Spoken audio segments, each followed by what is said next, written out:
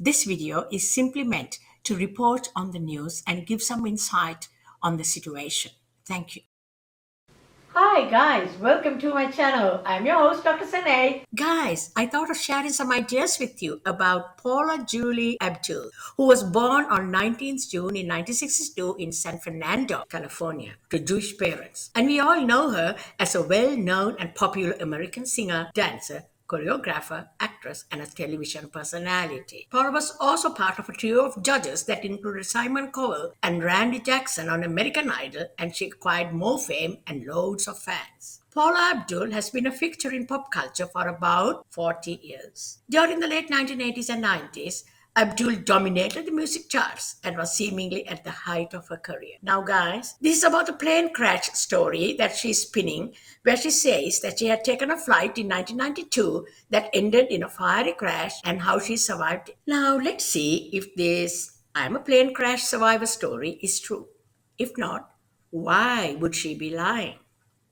She said that she had headed to Denver from St. Louis when the plane exploded. Since at least 2003, Paula had been quite vocal about suffering a plethora of traumatic injuries during her 1992 plane crash. While appearing on RuPaul's talk show in June 2019, she told the story of the crash once more, which happened during her Under My Spell tour that ran from 1991 to 1992. She had said that she was stuck in a burning plane in a cornfield in Iowa. She claimed how she did not have her seatbelt on and that she hit her head on the top of the plane. I withstood 15 cervical spinal injuries and I had to take 7 years off. And I then reappeared on American Idol, she said. Guys, there's also speculation by researchers on this that Iowa is not near their flight path, and that makes it difficult to believe her story. It's also claimed by those who have read about this incident that the media had not covered this incident in 1992. So, is Paula lying? Let's go back a bit.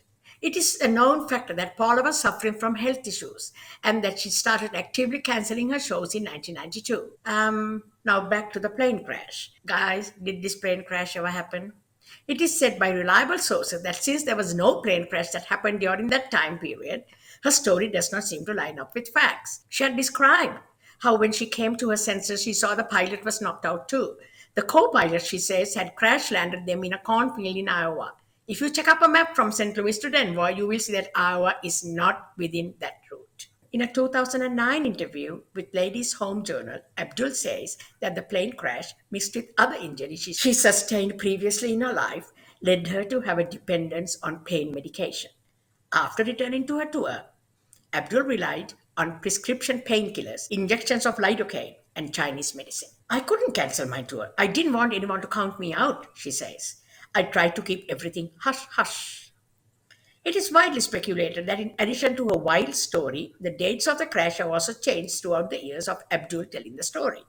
The singer has also gone back and forth about how long the flight had been in the air before it started experiencing complications. Guys, can you think of why she is changing her story? In past interviews, Abdul had gone between 30 minutes to 40 minutes. About 40 minutes into the flight, an engine caught fire. Abdul told People magazine in a May 2005 story. In a 2006 interview with Larry King, she explains why there was no public record of the crash. She said she did not want it publicized. However, Abdul's story of being involved in the plane crash has been doubted by many and has been the subject of frequent changes in the narrative that don't always add up. Is Paula lying about this? And if so, why? What do you think, guys? That's all for tonight, guys. Good night.